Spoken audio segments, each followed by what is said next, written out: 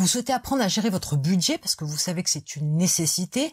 Précédemment, j'ai abordé le sujet de la manière dont vous pouviez gérer votre budget facilement. Aujourd'hui, je partage plutôt une manière de regarder votre budget dans l'ensemble pour pouvoir bien gérer votre budget. Dans cette démarche de bien gérer son budget, ce n'est pas tant savoir comment se priver ou comment économiser son argent. Bien gérer son budget, c'est dépenser intelligemment son argent.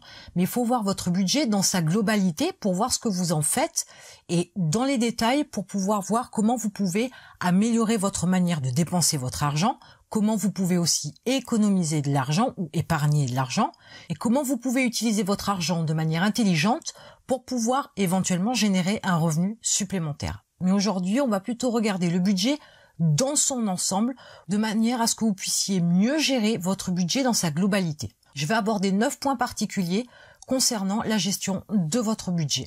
Point numéro 1, ne vivez pas au-dessus de vos moyens. Ça paraît aussi simple que ça, mais pourtant on est très vite tenté d'acheter des choses qui nous permettent d'avoir un certain plaisir immédiat, mais qui ne sont pas de bons achats pour vous parce que vous dépensez au-delà de ce que vous gagnez, donc forcément vous êtes à débit à la banque, forcément vous devez des intérêts à la banque à cause de ce débit bancaire, à cause de ces achats qui finalement ne vous servent strictement à rien si ce n'est de vous faire un plaisir de quelques minutes, mais au final ça va vous coûter encore plus d'argent. Donc vivre au-dessus de ses moyens est quelque chose qui se fait très régulièrement et ce n'est absolument pas une bonne démarche à avoir. Réduisez votre train de vie, adaptez votre train de vie en fonction de vos moyens, de façon à ne pas vous retrouver en négatif sur vos comptes bancaires et de ne pas avoir de frais supplémentaires, de dépenses supplémentaires que vous allez donc payer à la banque parce que vous avez dépensé de manière pas très intelligente votre argent.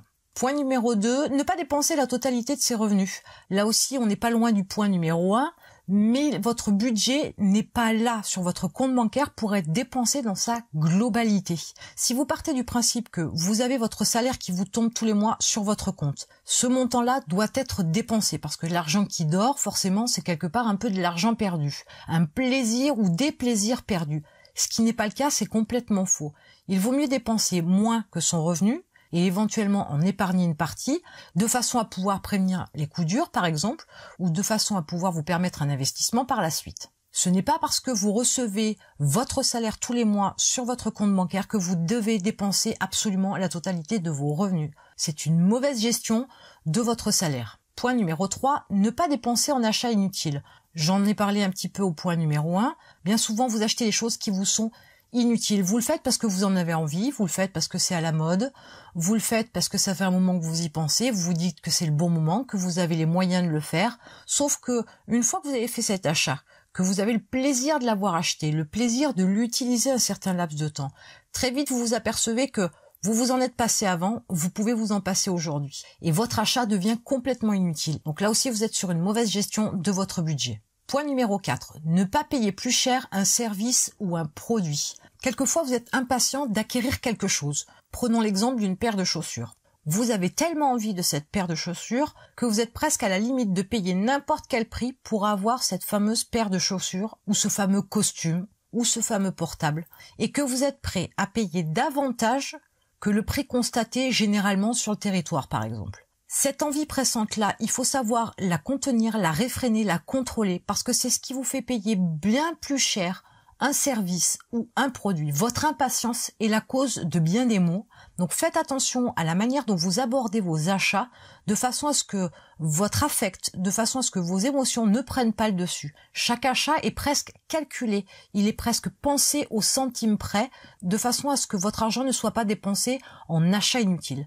Faites attention au prix que vous payez vos produits et vos services dans l'empressement parce que vous ne pouvez pas attendre. Votre impatience pourrait vous coûter extrêmement cher. Point numéro 5, ne faites pas de crédit à la consommation. Il y a de très nombreux ménages qui finissent en faillite personnelle parce qu'ils ne peuvent plus payer leur crédit à la consommation.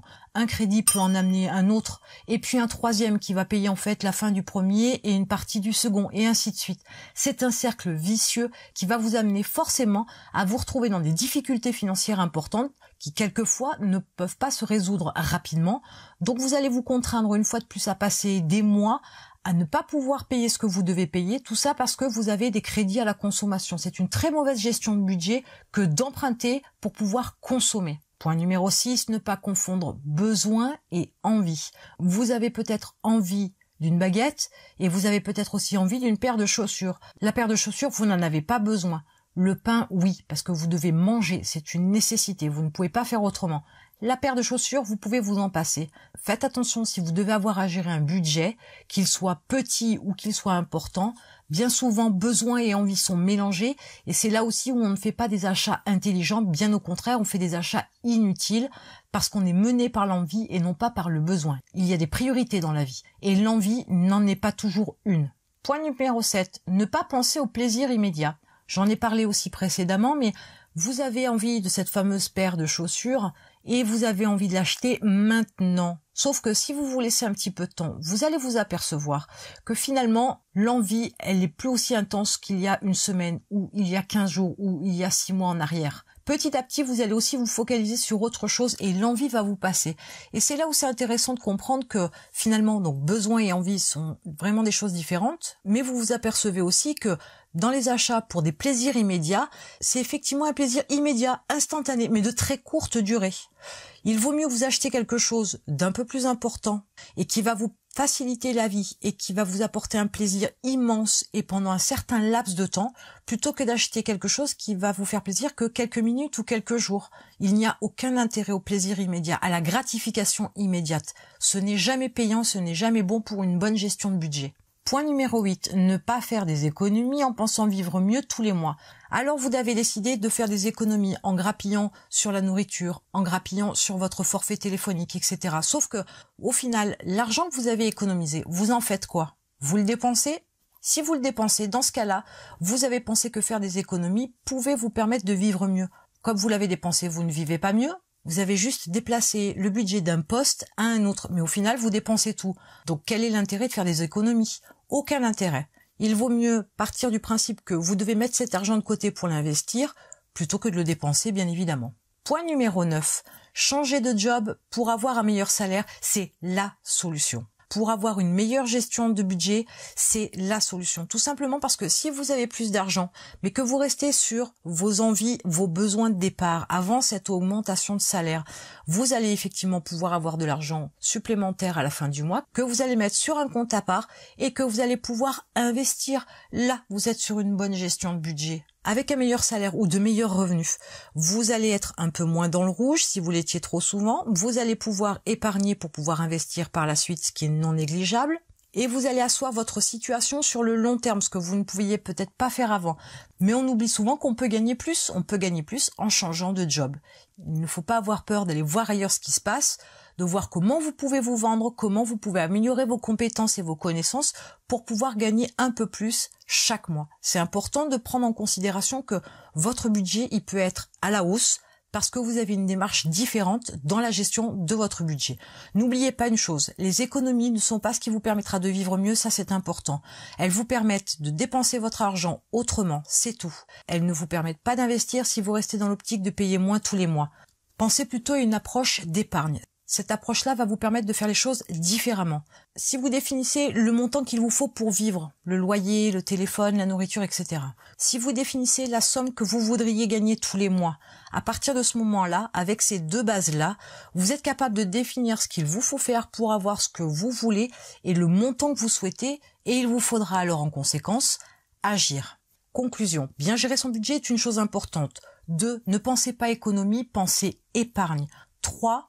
Pensez à augmenter votre revenu mensuel, que ce soit un salaire ou que ce soit des revenus par une activité, mais pensez toujours à avoir une démarche de gagner plus pour pouvoir investir dans votre avenir. Et en attendant, je vous retrouve de l'autre côté.